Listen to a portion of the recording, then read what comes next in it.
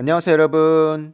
구독과 좋아요 부탁드리고요. 상장한 지 얼마 안 된 기업들을 리뷰하고 있습니다. 이번 영상에서는 첫 번째로 뱅크 오브 아메리카에서 올해 기업 관련 비즈니스 여행이 많아질 것이라고 예측을 했습니다. 코로나가 계속 더 심해지고 있는 뉴스를 굉장히 쉽게 볼 수 있고 또 다른 변이가 생긴다 만다는 뉴스가 매일같이 나오고 있는 상황이지만 제가 볼 때 이렇게 예측한 걸 보면 어느 정도 시대의 흐름이구나 라고 이해할 수 있을 것 같고 주가가 상승할 수 있을 거라고 꼭 집은 종목은 델타항공입니다. 델타항공의 목표가를 조금 더 높였고요. 실제로 충분히 가능한 이야기인 게 지금도 국정이 많이 막혀 있는 상태잖아요. 근데 이 TSA 체크를 보면 2019년도와 크게 다르지 않은 정도입니다. 물론 차이가 있긴 한데요. 엄청나게 많은 차이는 아니고 작년 대비해서는 거의 2배 이상인 경우도 있습니다.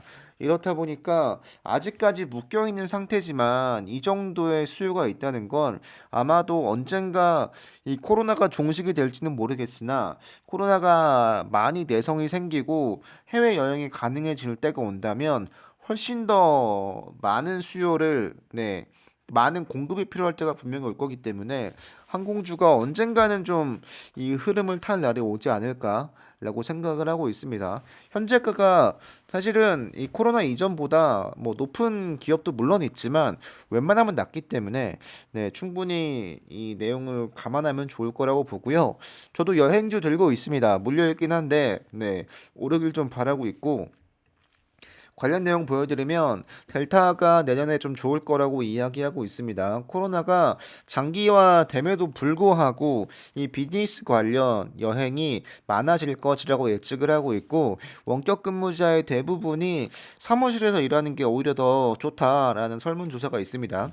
이렇다 보니까 뭐 시대의 흐름일 거라고 봐요. 그러니까 원격을 선호하는 사람도 있고 그 효율이 좋은 사람도 있지만 또 아닌 사람도 있기 때문에 이 대면하는 또 사무실로 출근하는 것들이 조금 더 가속화되지 않을까라는 생각을 하고 있습니다. 목표가는 46에서 48로 올렸습니다.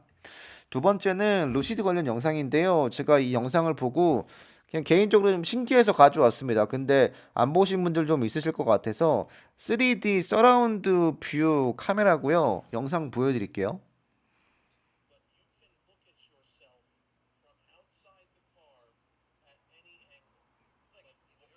차 밖을 보는 건데 차 밖에 어느 앵글로도 이 차의 주변을 볼 수 있습니다.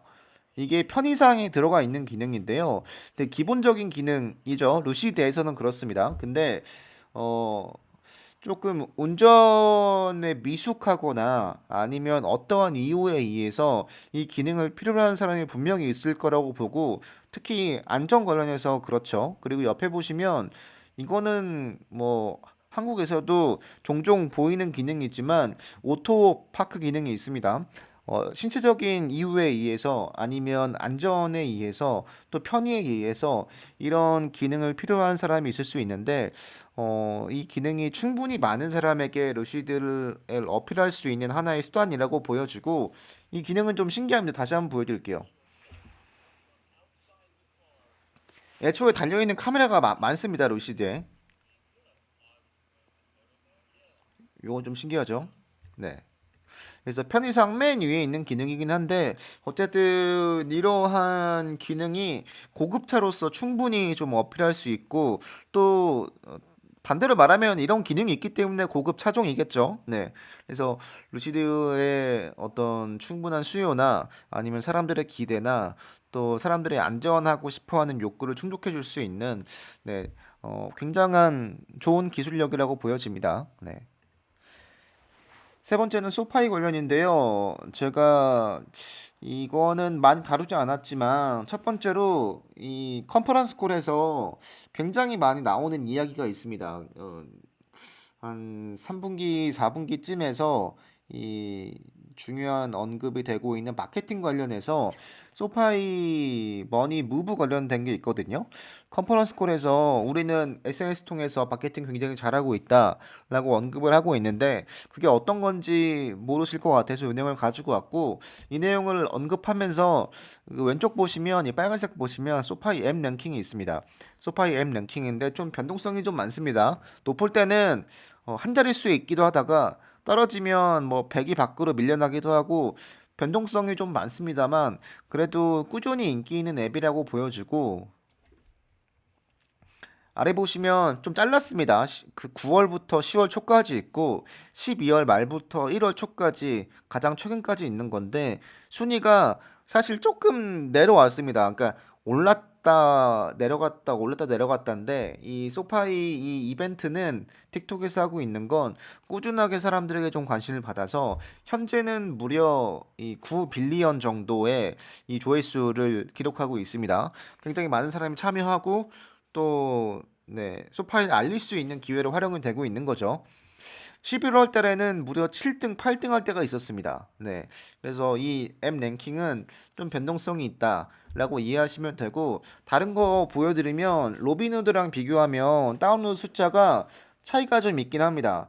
거의 한 반토막 정도 된다고 보시면 되는데 애초에 로빈후드랑 소파이랑 비교하는 게 조금 좀 그렇긴 하지만 로빈후드는 완벽한 거래 앱이고 소파이는 은행 관련된 업무도 역시 있는 거고 또 대출이나 기타 등등의 기능이 있기 때문에 이 두 가지 앱을 비교하는 건 단순치로 비교하기 좀 어렵지만 어쨌든 로빈후드보다 뭐 엄청 부족하지 않은 다운로드 수를 기록하고 있다라는 게 보여주고